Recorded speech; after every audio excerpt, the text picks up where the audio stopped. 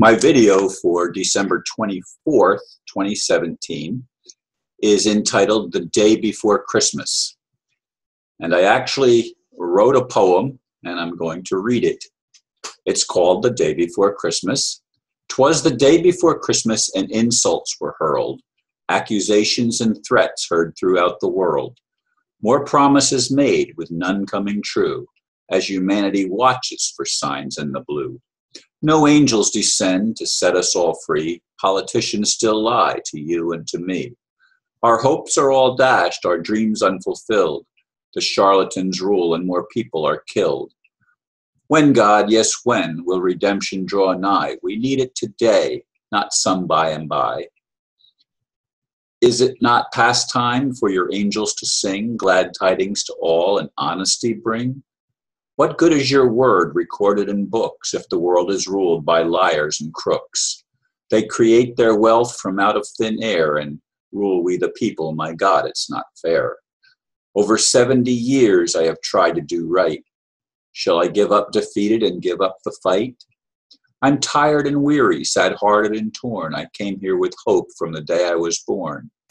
My clock is still ticking, the hours pass by. The air is polluted, a chemtrailed sky.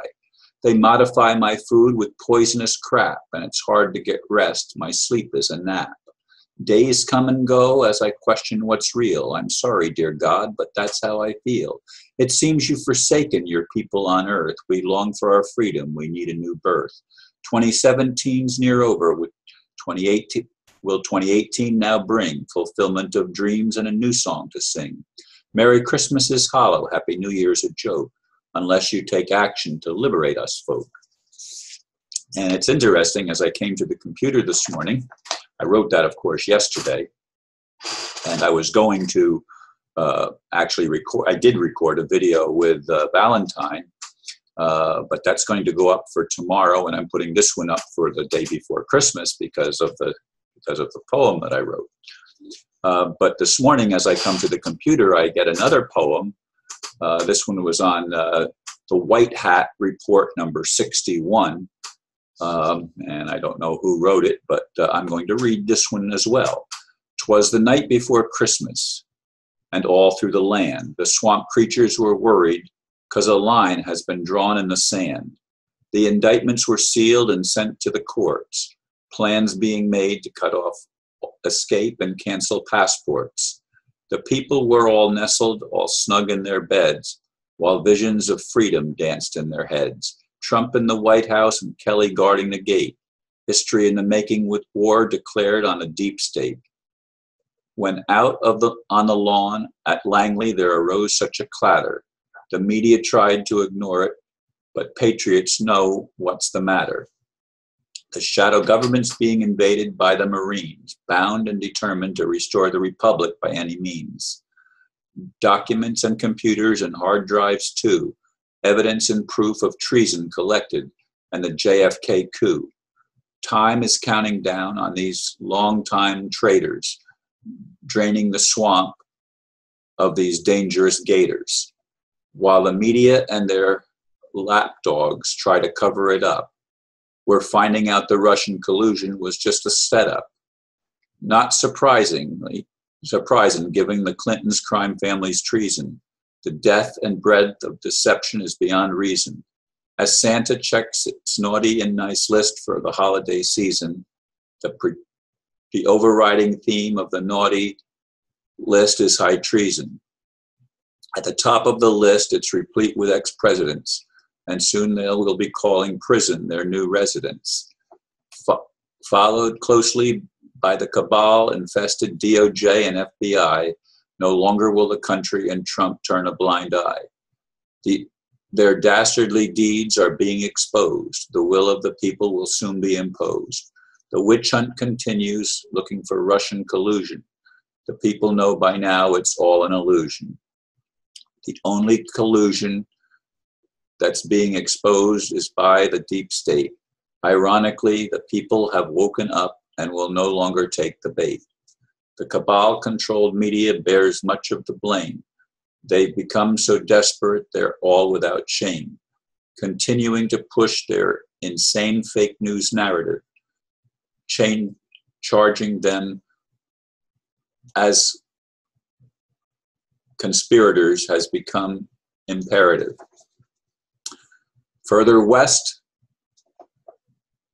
can be found more names on the list, realizing predators and pedophiles are in our midst.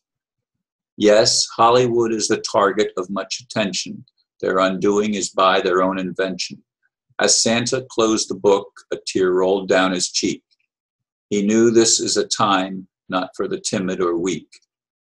The U.S. should be the strongest on the block, but under Bush, Clinton, and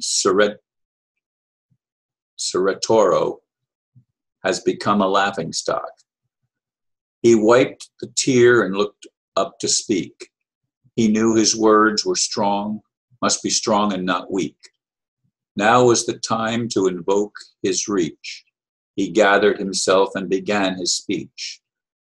We must protect our children throughout the land. If we fail them, then we've had a hand in the despicable destruction of our own nation, for it's time to find our higher vibration, to gather together in person and online, to rid this scourge and begin to shine the light on the traitors and pedophiles too. The responsibility to take back our republic is all on you. Then he paused for a moment and gave it some thought, and recalled with a growl what the predators have wrought. A nation deceived and a world denied. It's time to stand tall for those who have died. Gather your children and friends all around, in your states, cities, and all over town. Unite together and always stand strong. The abuse and destruction has gone on for too long. Save your children and your souls before it's too late. There's still a chance this world can be great. With that, he arose and climbed into his sleigh. He hoped the citizens would soon find a way to rid themselves of pestilence, fraud, and pain, and in so doing, they would have much to gain. He had packages to deliver and goodwill to spread, as he promised the reindeer, and up went the sled. As he prompted the reindeer, and up went the sled. He smiled and gave it a big wave as he rose out of sight. A Merry Christmas to all, and to all a good night. There is a lot of hope that the world can be turned around from its traitorous and infestation with pedophiles and criminals of the worst sort that rise to power and become immune from prosecution, or at least that's been the world that we've lived in. And many people have, like me, cried in our hearts as we've longed for something that brings real change, not change to believe in, as Obama promised, but change that we can actually experience and actually see. I don't know what Trump is. Trump is an enigma to me. He says some good things and he does some terrible things. He still seems to be aligned with the deep state. He still wants to drill oil wells in lands that are supposed to be protected, which we don't need oil. That is a technology that should be on its way out. It should have been out a long time ago, but it's not, because the people that have been controlling the world are greedy and liars and do not have the best interest of humanity at heart. And we need to wake up and see that the Rothschilds and the international bankers and the people that sit in the top of the world political structure are not loving people. They are not kind. They do not have goodwill toward men. They do not believe in God. Most of them are atheists. And it's time that we wake up and we take back the world. And it's time for God, whatever God is, to take action and to support the people that have good hearts and good intentions for humanity and want to see us freed from literally millennia of confusion and destitution, as we have just struggled just to become the best we can be. Anyway, thank you for listening, and namaste.